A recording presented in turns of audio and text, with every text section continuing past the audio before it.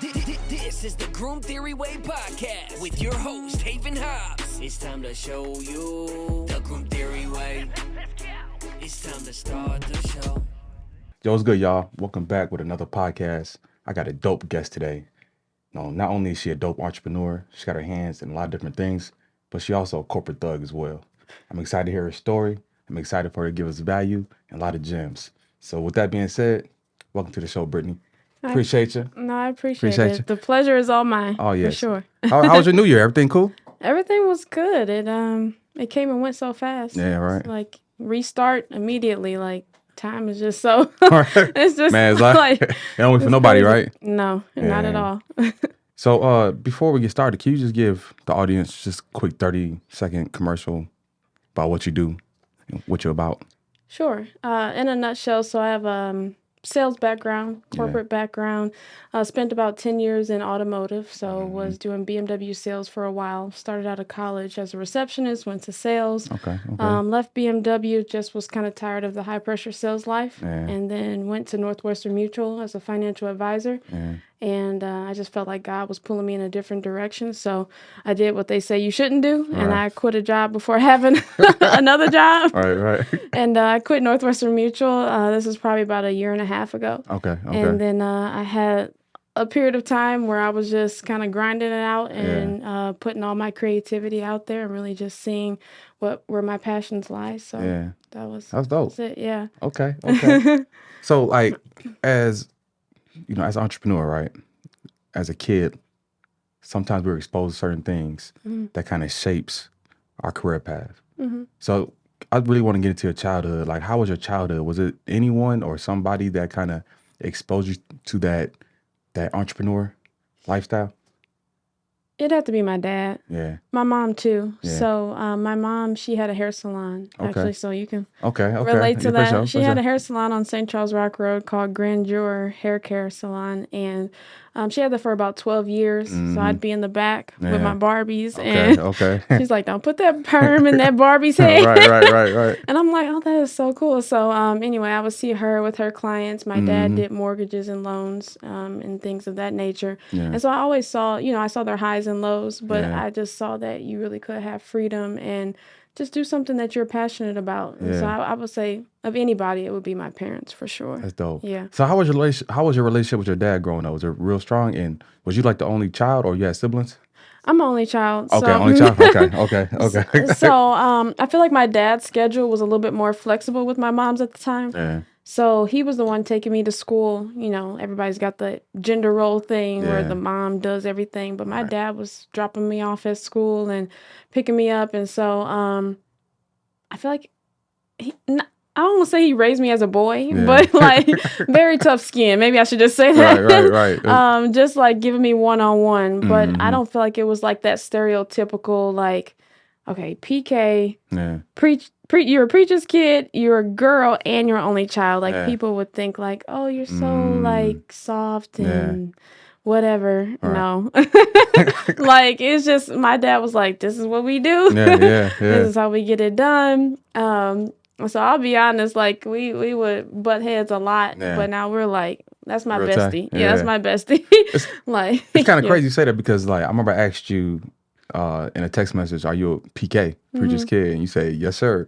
Like I just had a feling that you were. Why did you think that? Because my wife, she's a PK. Okay. Yeah, so we got a vibe. And like, what is that? I didn't even allude to it. Well, the thing was because the things that you was involved with at church when you was talking about. Because I remember she was telling me how she used to be in a choir, the praise and worship team, the background, everything. You got 5 roles. Yeah, all different type of roles. So was there like a big responsibility doing that? Like as being a preacher kid, was it like a lot of pressure being that growing up?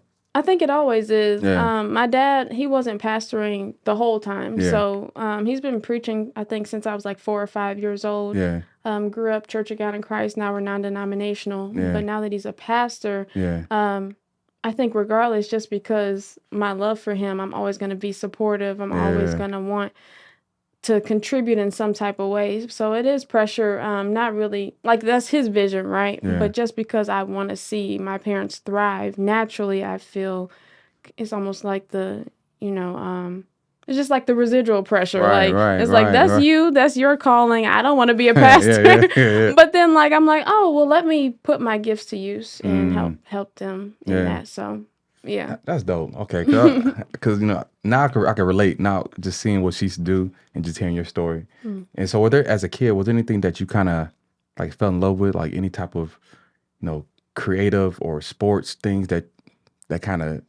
you do now that you kind of have a passion for? So I played basketball in school. Okay, but I wasn't one of those people. Okay. But I wasn't one of those people that was like, oh, I've been playing since I was 4 or 5. Yeah. I went to all the camps and had these programs. It wasn't none of that. I was literally, I went to a small private school. And so I literally was just shooting around in the gym during PE. Yeah. And the coach was like, oh, we can use that. Like, were you pretty tall back then too? No, I don't even feel like I'm tall. I'm like barely, I'm like right at 5'8". So, I mean, I guess that's tall for a woman. I don't know. For sure. Yeah. But he was like, you should try out. And, you know, my mom, she was a cheerleader growing up. So she's like, oh my gosh, she's going to be a butch. No, I don't know if I can say that. I'm sorry. I'm sorry. D&I have corporate experience. Look.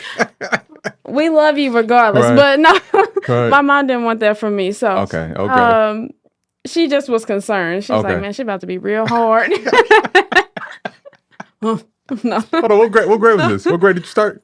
Not until like 6th or 7th grade. But I feel like that's late for people who like really ball. Like, I don't feel like that's like the path God necessarily, like, I wasn't going to go to the WNBA. Like, it would be a dream, but I realized like that's not my calling. Right. But I loved basketball in high school, like really loved. Yeah, that's dope because like I tell people all the time, like basketball's my first love, right? It's my passion, and I'm a firm believer. Ball is life, and I got 3 girls. They all play basketball too, and but the same thing. So I grew up as a point guard, so I use the same stuff in basketball in my own business.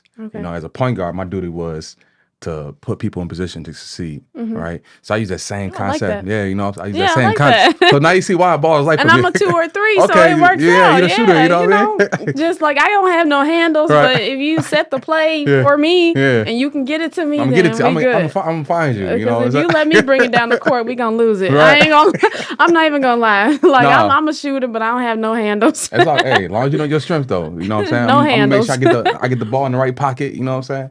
But now I use the same concept in business. Just my goal is to put people in position to win, and so that's why I love basketball so much. And so obviously you started playing sixth grade, 7th grade, and you played in high school as well, and in college. And in college. So when in high school was you trying to like when you realized you was kind of good and that maybe you could play college basketball? So funny story. I didn't prepare for college. Yeah. And it literally was like a week or 2 before college. Yeah. But before college, what you mean before college? Let me say that again because it's going to be edited. No, right, you good.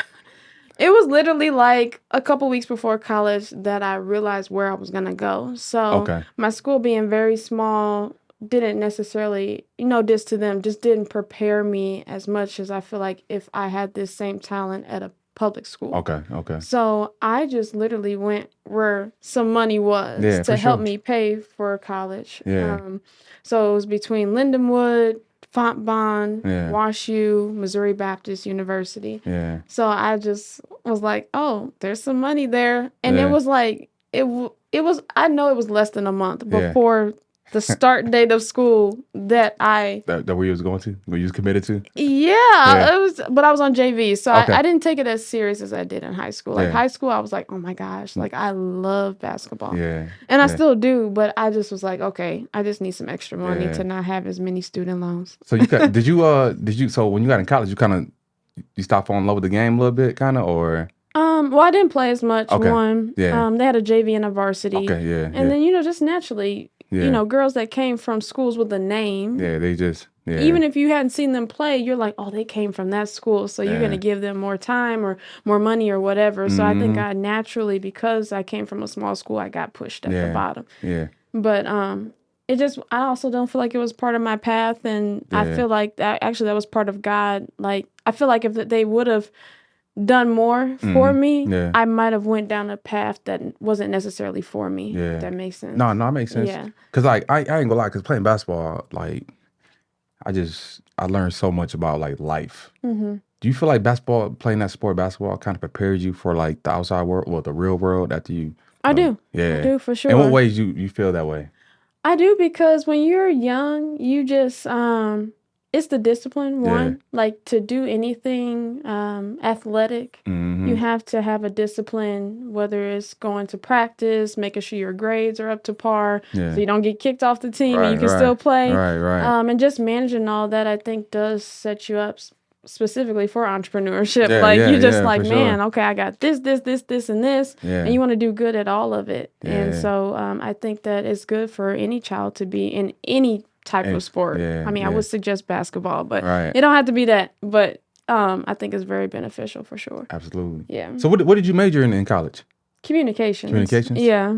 Okay, so while you're in college, you're going through everyday schoolwork. You know, you're learning more about yourself. After college, did you have any type of internships during college? I did my internship at CBC. Okay. So it was actually right next door to Missouri Baptist. Okay. So one of my professors at the time connected me. One of my professors in communications connected me with the director of PR at CBC. Yeah. And so I would go to the football games. It was nice. I got to meet Larry Hughes when they retired his jersey, and just different things. I would go to the football games. I would see like Fox 2 and Channel 4 and people like that there. And at that time, I just really admired it because most of my classes were journalism focused, broadcast focused, did a lot of advertising. So that was a good time for sure. Dope. So after college, so you're about to graduate. Obviously there's a lot of pressure when you about to graduate, like what job you about to go, what field you about to get into. So what was your first job that you had that you accepted and you decided to start your career as a corporate thug, so to speak? I mean, it's funny. Like, while I was in college, I was actually still working at Panera Bread. Okay.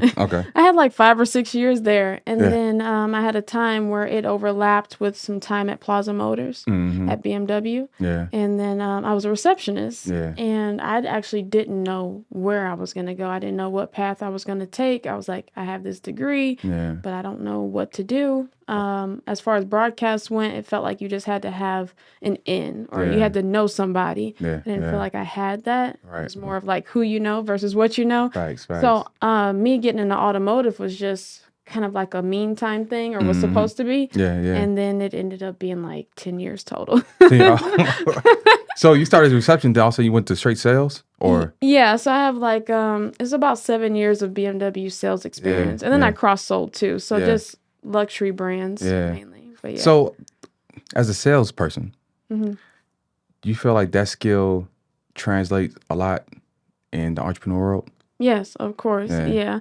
It's nice because I'm actually working for a customer that I sold a BMW to currently. Okay. Yeah, so I sold them a car, and they have a recruiting firm, and so I work for them. But outside of that, I've had customers reach out to me. They see my entrepreneurial work, and it works for maybe some of their small business ventures. And so me just being a people person just made sure I kept those connections. I never wanted anything to be transactional.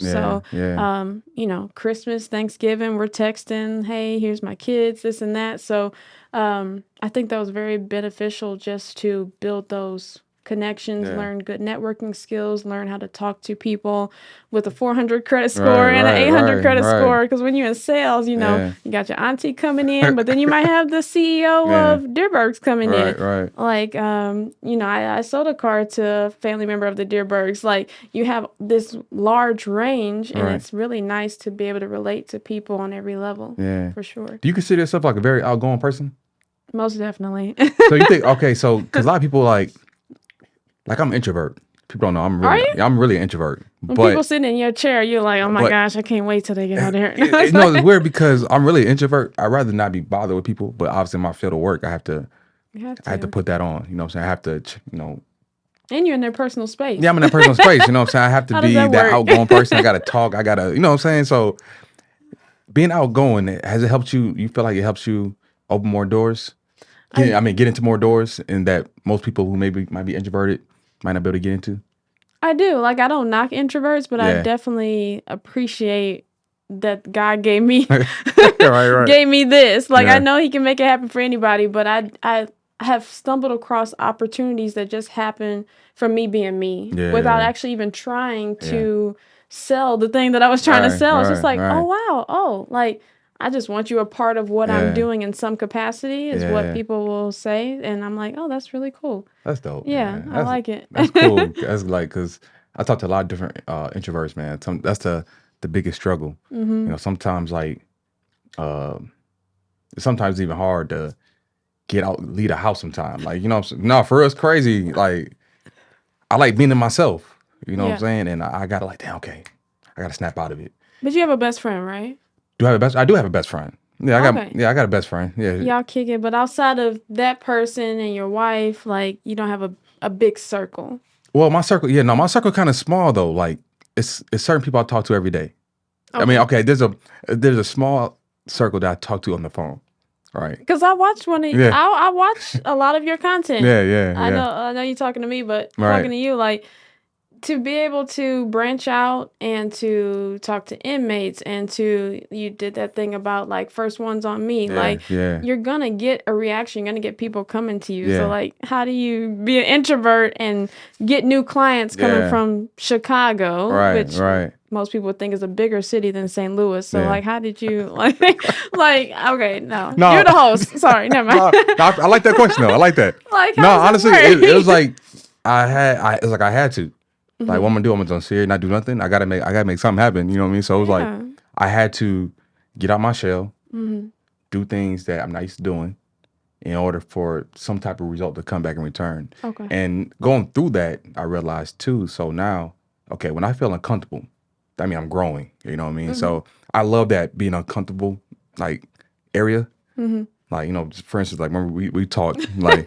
Yeah, I'm nervous, but when we come here, but I know it's good. I was just playing. I wasn't actually thinking that you were nervous. That's what was funny to me. I would have known that you were an introvert had you not said it. Because anybody who has a podcast, I don't consider them, just on that alone, I wouldn't consider them an introvert. Yeah. So I was like, oh, that means you're growing. You're like stepping out of comfort and you're like you have a specific purpose and a goal. And I like that you can do that even though you are an introvert. No, that's real. Because like even like I started this podcast, I like, you know what? I don't know. I don't got a name yet. I don't know where to start, but I'm just gonna do it. We're gonna see what happens. What's the worst can happen? You know what I'm saying? So now we're just doing it. So I like having a circle of people who like extroverts. You know, someone like outgoing like that. I need that. I hope I wasn't too much. My goal was to make you uncomfortably comfortable. No, I was. Okay. No, it worked out. No, it worked out. I was doing it on purpose. Right. No, it was perfect. It was perfect. Get over yourself. No, I was kidding. I'm just playing. No, it was perfect though. So I got to ask you this then. When it came, so you was working. So you've been working for like 7 years at this place in sales. When did you decide you want to be like an entrepreneur? Or was it like a certain thing that happened that you want to be an entrepreneur while you was working in sales? I actually feel like I always knew that I would be. Yeah. Again, not to make everything so spiritual, but I just felt like God spoke that to me at an early age. Yeah. And then just seeing my parents, I just knew that I was bound to create a lane for myself in some capacity, but I just didn't know what. Yeah. And so sales was supposed to be like it was just supposed to be a in the meantime thing. Yeah. And when they brought it to me, I was like, me in sales? That's what's funny. I'm an extrovert. And when they say, oh, the customers love you, like people in service asking about you. And I was like, sales though? No.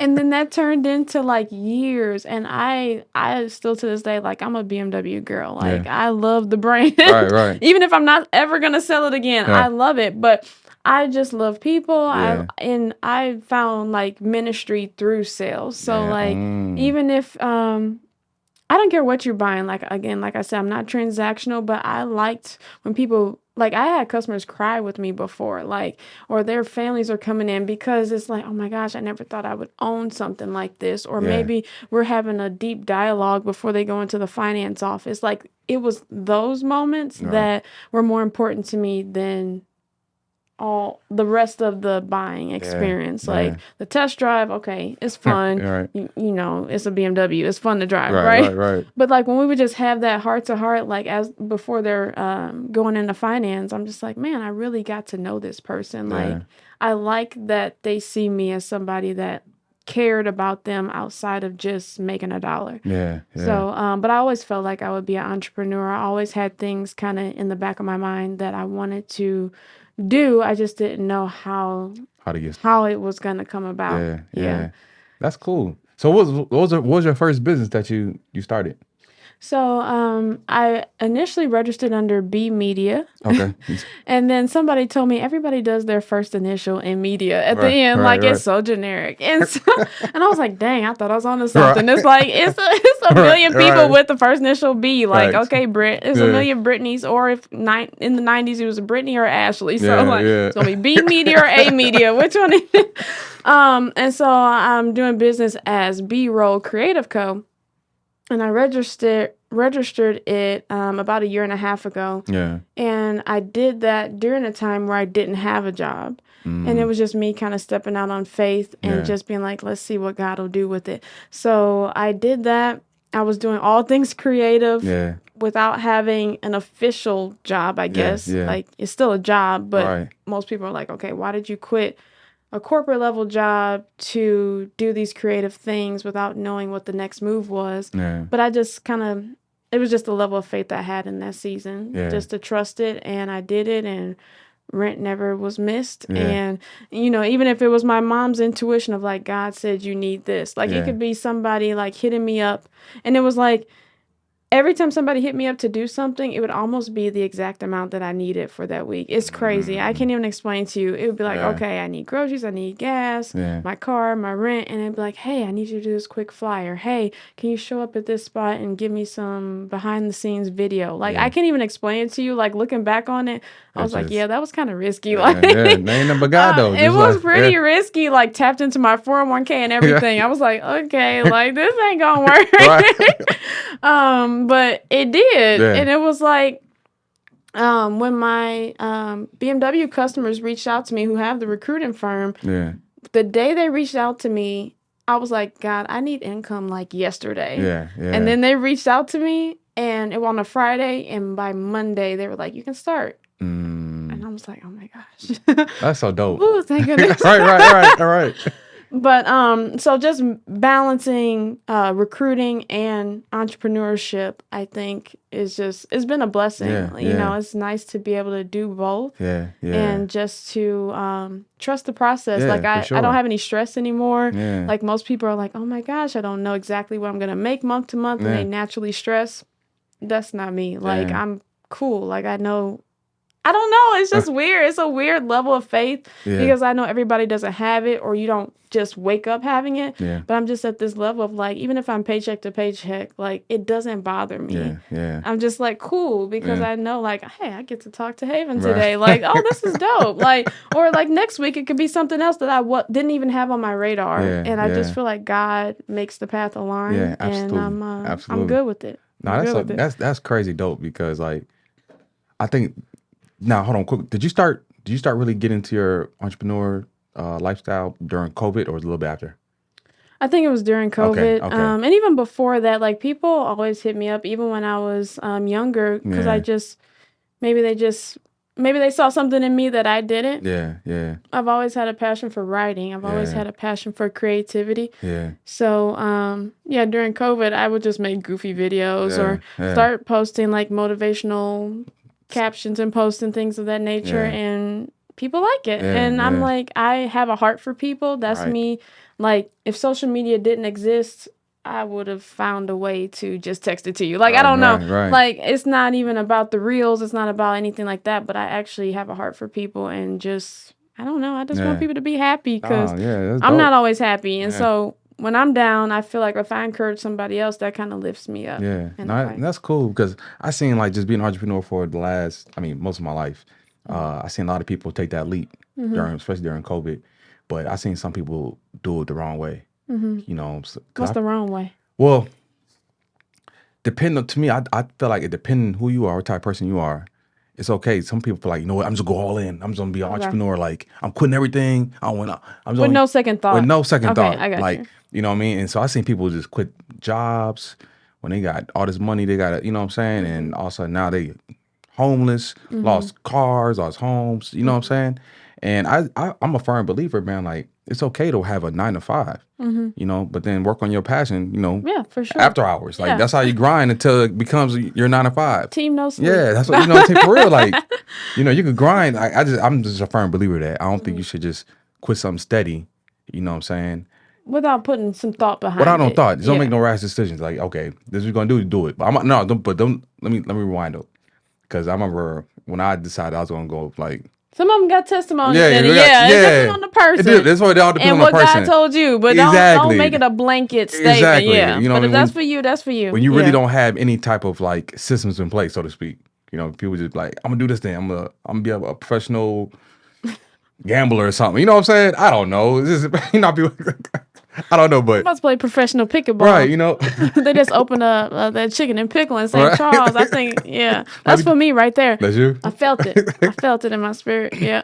No, but I like the fact that what you're doing, though, it's like you're stress free. You know what I'm saying? You're doing something you're very passionate about. And same time, I know you're tapping into something else as well. I know we talked about you do a lot of, like, writing is your biggest passion. So when did that start? When did writing become a big passion of yours? Because I've been terrible at writing my whole life. I got chicken scratch on my paper. So how did you?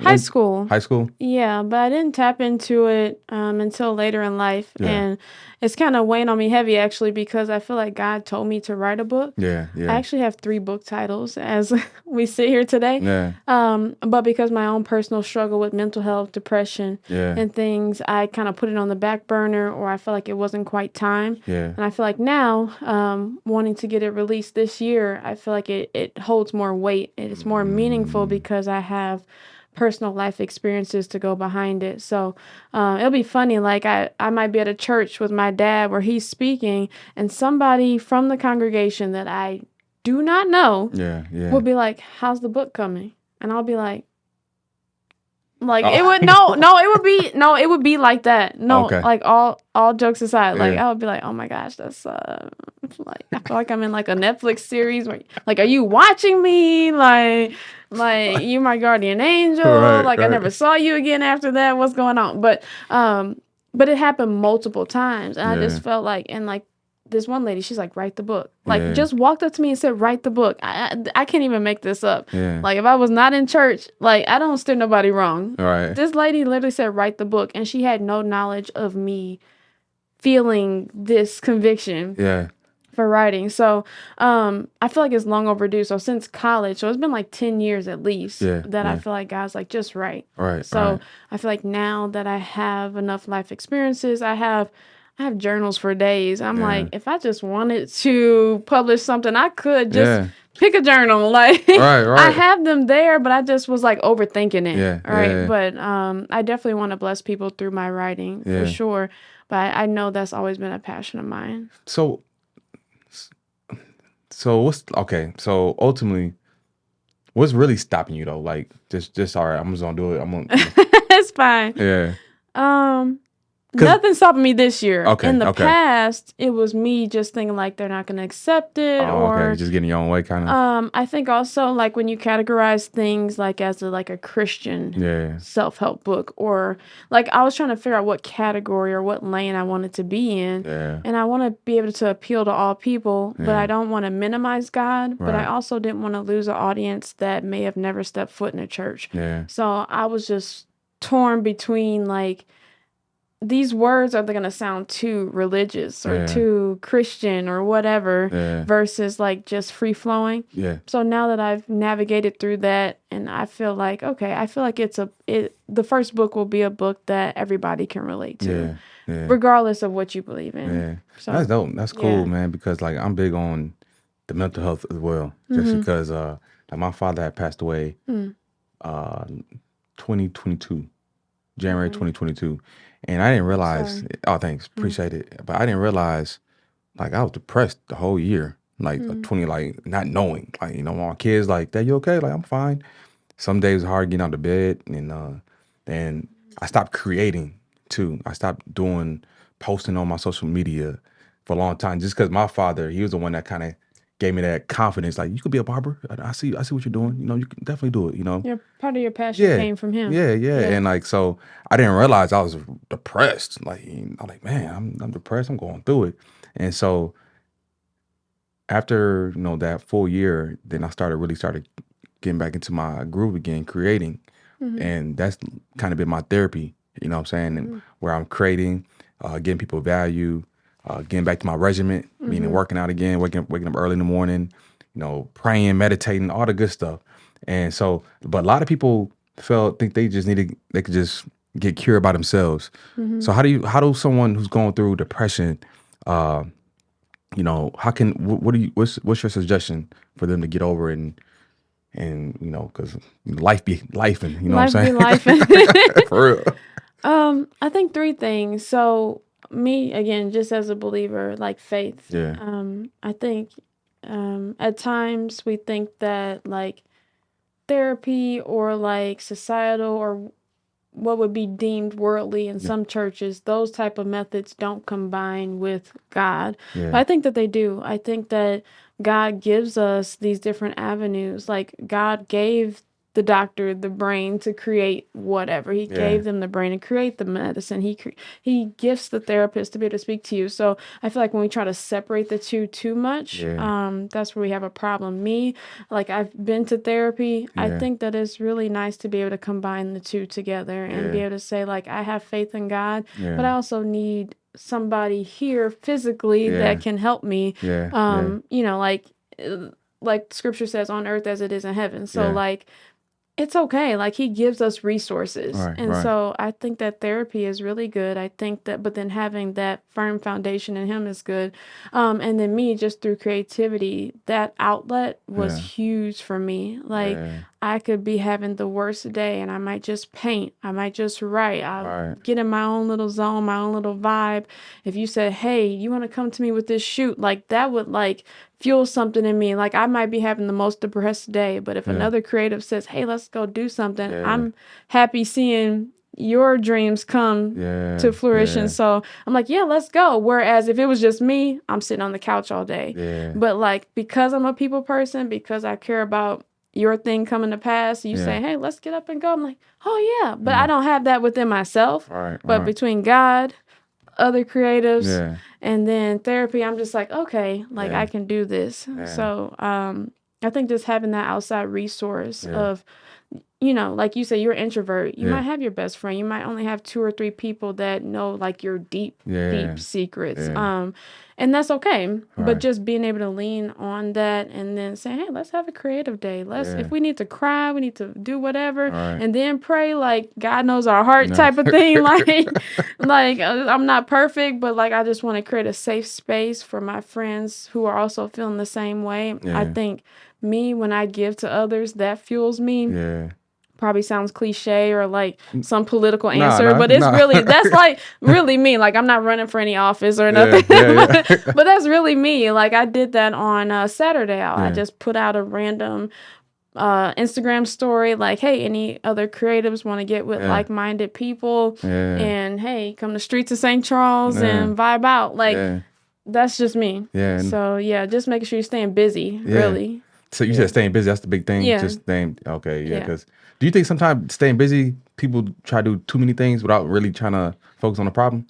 I do. Yeah. Oh, yeah. Kinda, I know a few people that like, they say, like, man, can we sit down and talk about something? No, I got this, I got that. I'm like, but then you're like, what are you really doing? Yeah, what are you really doing? Like, you're just hiding from, like, we gotta talk about this. You know what I mean? It's hard. It's hard. Like, I would consider myself, like, I have one goal for 2024, and I want to be destiny driven. I want to be, like, everything that I do is going towards my purpose or going towards helping other people. So if it's destiny related, I'm okay with that type of busy. If you just mean busy, like going, turning up, twerking, popping bottles, no. Like I do hang out with my friends from time to time, but like as a whole, I've dedicated this year to destiny. Like I need by this time next year to be able to say, hey, okay, she finally got over that hump. She produced 2 books. She did this. She started this business. Okay, she can do corporate. She can do entrepreneurship, family's good, church is good, personal life is good. Like, I need this to be like purposeful. Yeah. So that type of busy is okay. Sometimes you're gonna have those busy moments where you're not getting a lot of sleep, but some people take that to the extreme, and I'm just so busy. But then, like, what did it produce? So I have clear goals now. Yeah. Before, I'm guilty. I was doing that because I was just trying to hide from what I was feeling, and I was just, let me go here, let me go there, just to like not think about myself. Right. But now it's like my busy is like, no, I'm checking off like things that I want to do that are fruitful for other people. Yeah. So everything is now is like intentional. So to speak. Very intentional. Yes. Like, I want somebody to read an entry that I wrote and be like, wow, like somebody else felt that. Yeah, for sure. Like, and it's not like they had a, ghostwriter, or it's not a Lemonade Beyonce. It's not it's not her ghostwriter. It's like it's not like just for hits. It's like, wow, she actually felt that in her personal life. For sure. So I know it's real. Yeah. That's how I want it to be. Dope. Yeah. Now, so someone get into the media space. What do you recommend? Because as a starter, what kind of cameras should someone get? Type of program they should get on their computer. What do you recommend for someone who just want to get started and start creating like video content? I'll be honest, I'm probably not the go-to for that, but I have done a lot of research just because it is something that I am passionate about. You have to research, you have to study, you have to put in the hours. So I'm up on YouTube at midnight trying to learn just like the rest of us. Right now I have a Canon EOS R10. Okay. And I feel like Canon is the best for photography. Okay. And Sony is the best for videography. Okay. Now, there's always that debate. It's like iPhone and Android type of debate, like Canon versus Sony. But I personally have a Canon. I feel like that was like the good starter kit. So if anybody want to get started out, you can use it for photos and video.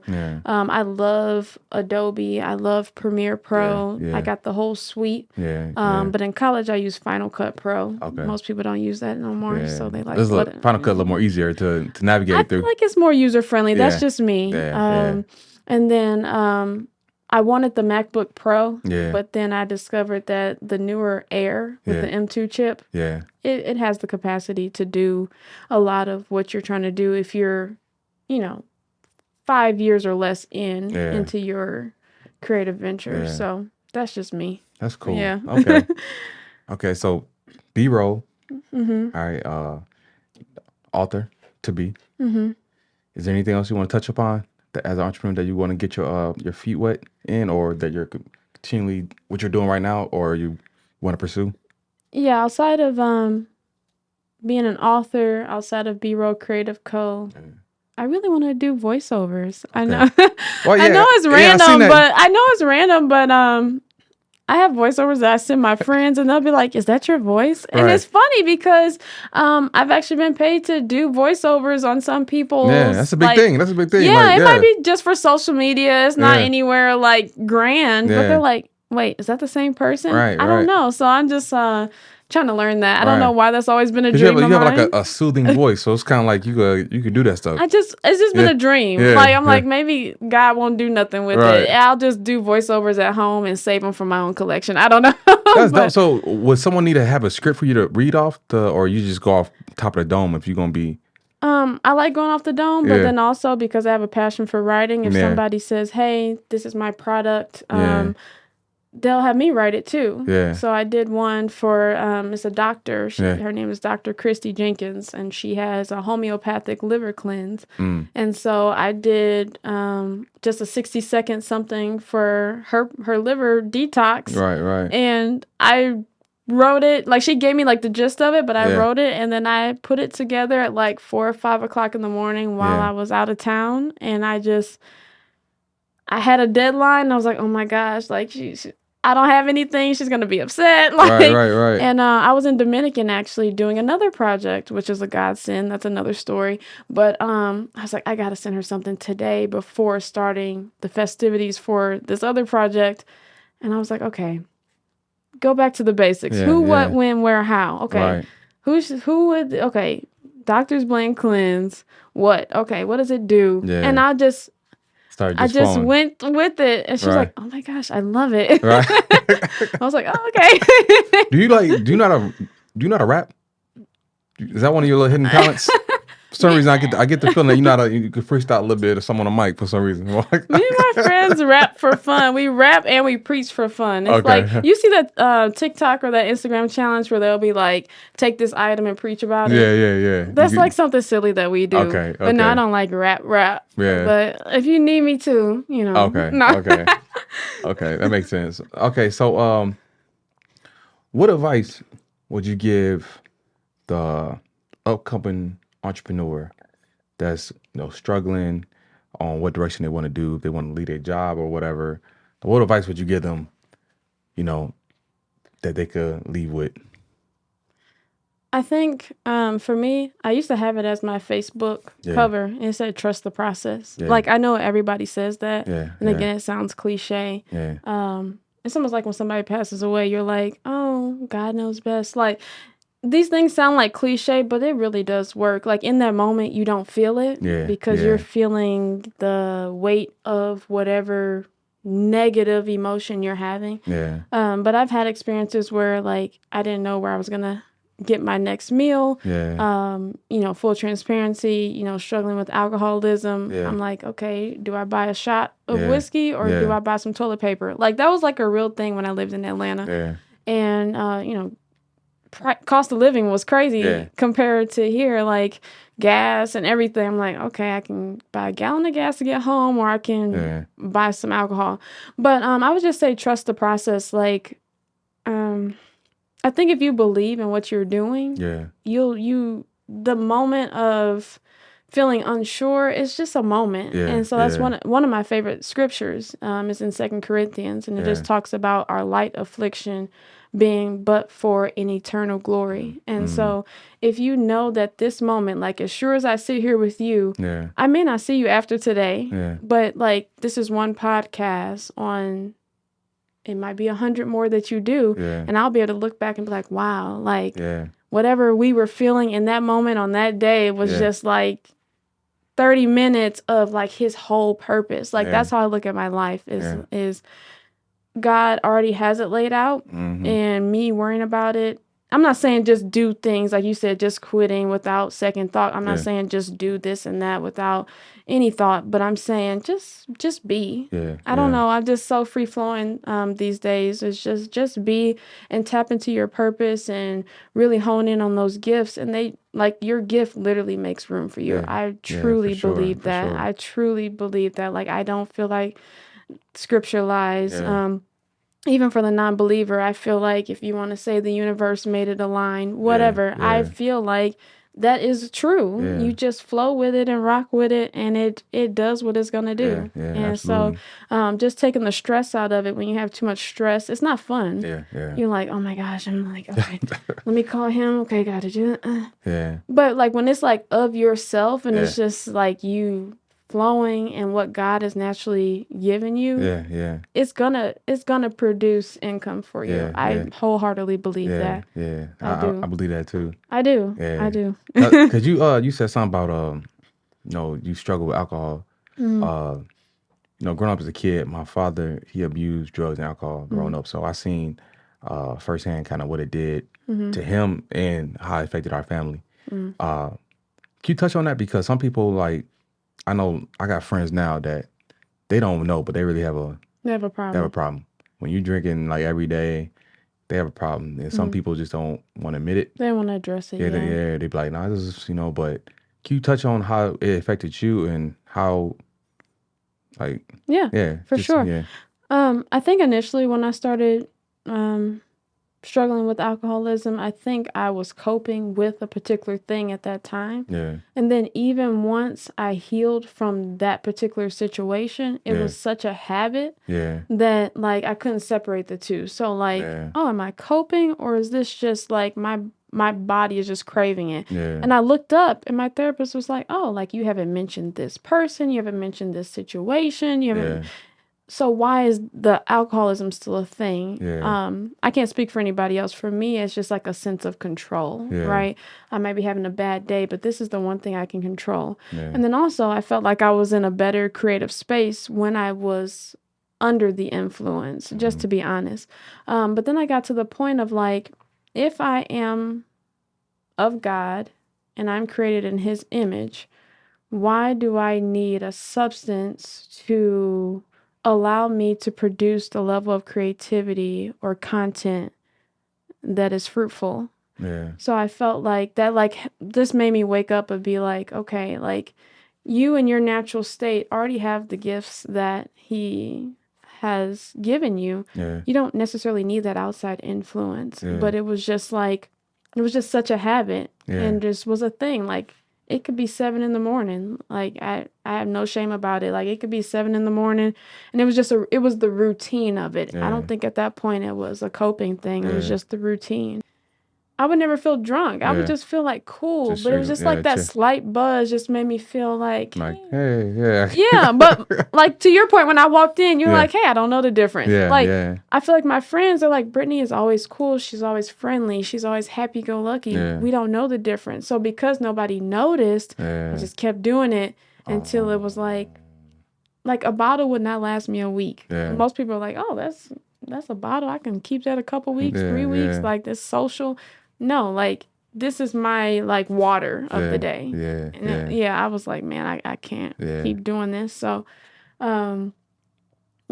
just it's tough, but and then, like, certain things run in your family, and there's scripture that talks about not blaming your elders or ancestors for things that they did. Like, I can't make an excuse and say my dad was, or my mom was, or my granddad was. You have to take responsibility for yourself. So I think as an entrepreneur, I'm like, okay, if I'm going to have clients, I'm going to have executive level people reaching out to me.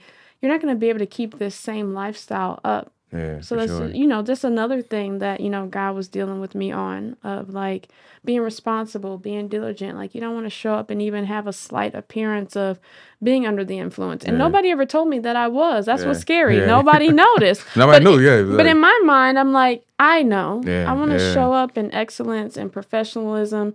And I know people have their vices and things that help them tap into a certain level of creativity. So I'm not knocking that. It's just me and my personal walk of really trying to get to the root of, why do you feel like you need this to write to the level that you're writing? Like, I wrote something probably 6 or 7 years ago, and I've shared it with some friends, mentors here and there, and they were like, whoa. Like, it's I'm not gonna share it with you, but it's just so short about depression, and it's an insert from my book, but soon to be book. But I'm just claiming it.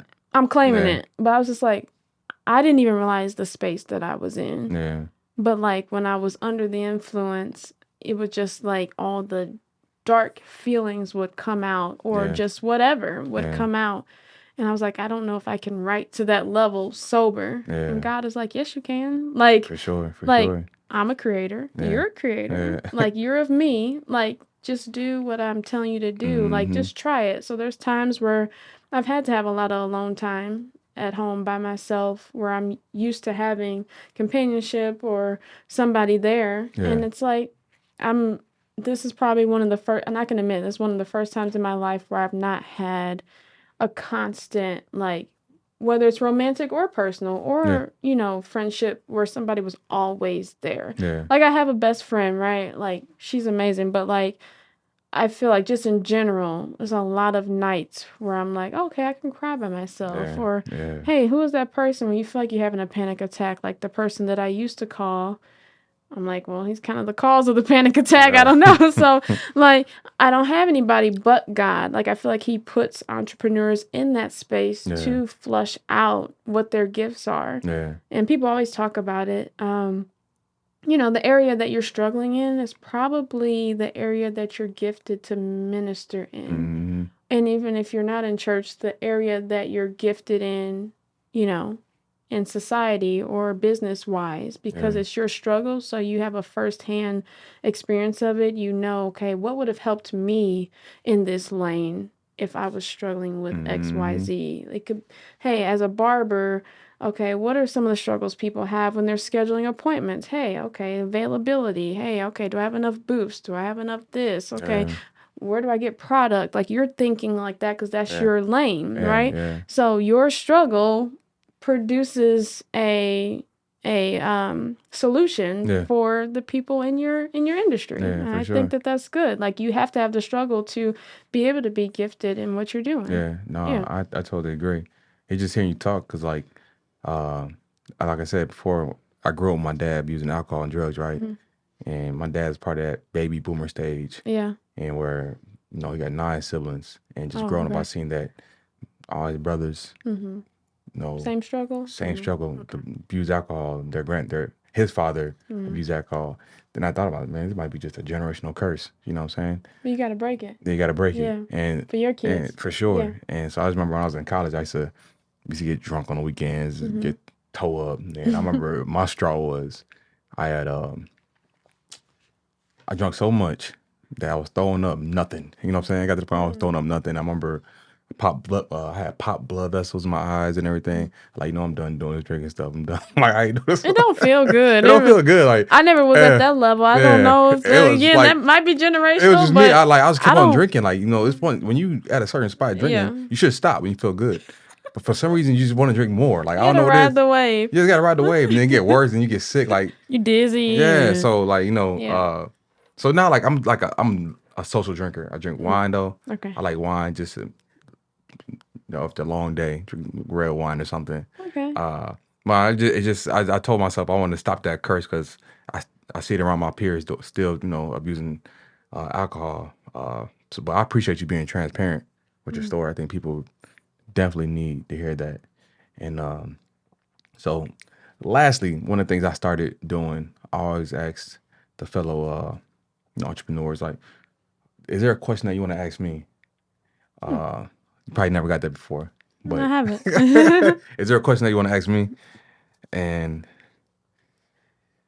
I want to ask, just from watching your content, because just like you were very well prepared today. Yeah. I like to be prepared just because it makes the conversation go better. Yeah. But just looking at some of your content, like, what was the point of you realizing that you wanted to be a barber, and how do you know that that's your calling?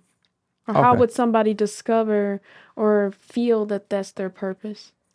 Okay, so I've been cutting since I was 15. Right, when I first started, it was just to make some money. We had no money, and I need some money for lunch money at school. So I started cutting my hair, got decent at it. Started cutting my friend's hair, charging $3 a haircut. All of a sudden, I got $30 for the week. Now I'm eating good at lunch. You know what I'm saying? That's that pizza lunch. You know what I mean? I remember.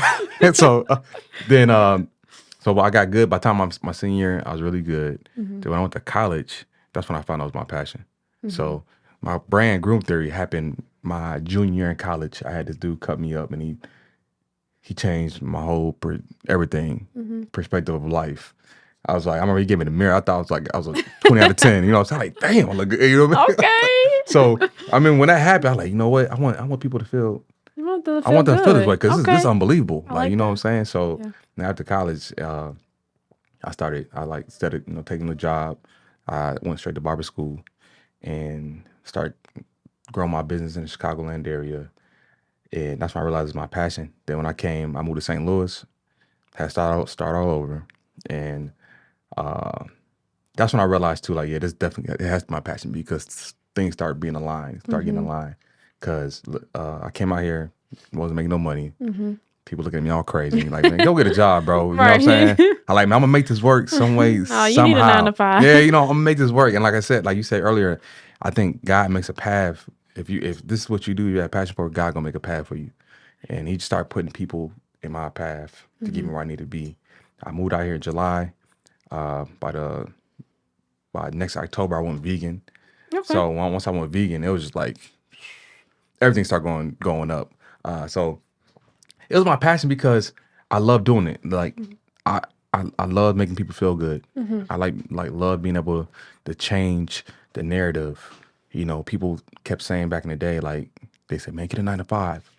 But being a barber was just a side hustle. Yeah, so ultimately, I wanted people to feel good about themselves. Just because I knew what the power of a haircut did for me. And so once I knew I was aligned with that, I just kept on just creating and keep on pushing the pull stick, forward. So or pull stick forward. And yeah, that's what I would tell a barber. Especially now, it's cool now to be a barber. Back in the day, it was like, okay, yeah, you're a barber. Oh, okay, this is what else you do? You know what I mean? Right. But now it's so cool. You can grow your clientele so fast through the social media. You can make way more money now than was back then. People charging out of college, barber college, $50 a haircut. Back then, I had a license charging $12, $15. You know what I'm saying? Yeah. So, how long have you had Groom Theory? Groom Theory, I started the brand. I created the brand in 2013, but I opened my first shop 2015 in Florissant. Then 3 years later, opened my second location in St. Charles. Okay. So what year did you move from Chicago to here? I moved out here in 2011. Okay. Yeah, 2011 I moved out here. So been out here for almost 13 years. Okay. So you always kind of felt that from that young age that this is what you would be doing? I didn't at first. No, I'm gonna be real with you. What would be the second option if you weren't doing this? Other than being an NBA star.